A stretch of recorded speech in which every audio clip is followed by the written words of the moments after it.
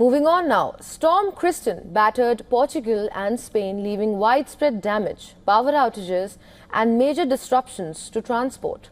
Communities across the Iberian Peninsula are now facing a massive cleanup efforts. In Portugal, more than 850,000 residents were left without electricity as fierce winds toppled trees, tore roofs from homes, blocked roads and rail lines.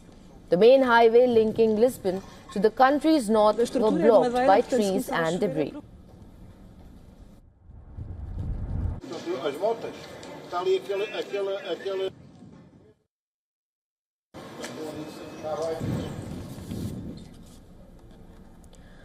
According to Portugal's emergency services, at least one person died when a tree fell on their car in Vila Franca de Xira, on the outskirts of Lisbon.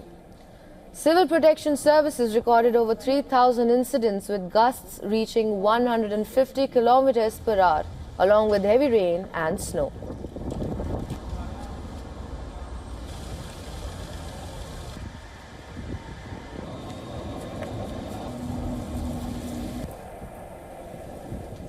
At least 3 people were killed in Leiria, one of the hardest hit districts, which saw road signs being blown away, roof of homes torn off, trees uprooted and streets littered with debris. Emergency crews work to help locals salvage belongings while engineers prepare to assess structural damage. Now, Portugal's government called the storm an extreme climatic event and has gradually restored electricity to affected zones.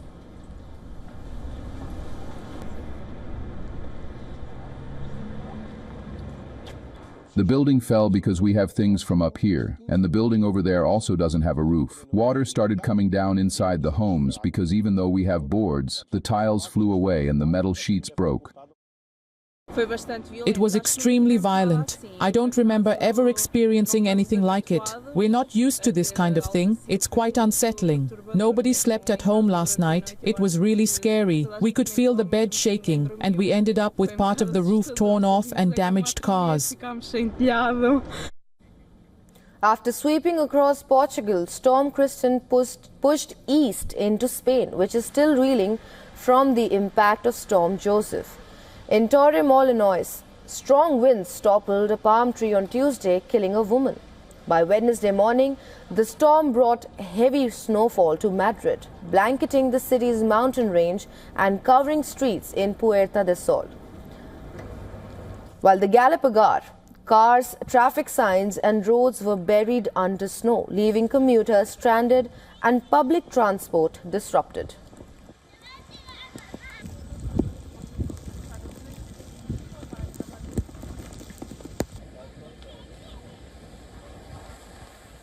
They've been talking about how it's going to snow for the past week, so it's obvious that they've done a great job preparing for it by putting out salt. I mean, I know that they're not going to spend tax money on plows because it's Spain, but I mean, salt is cheap.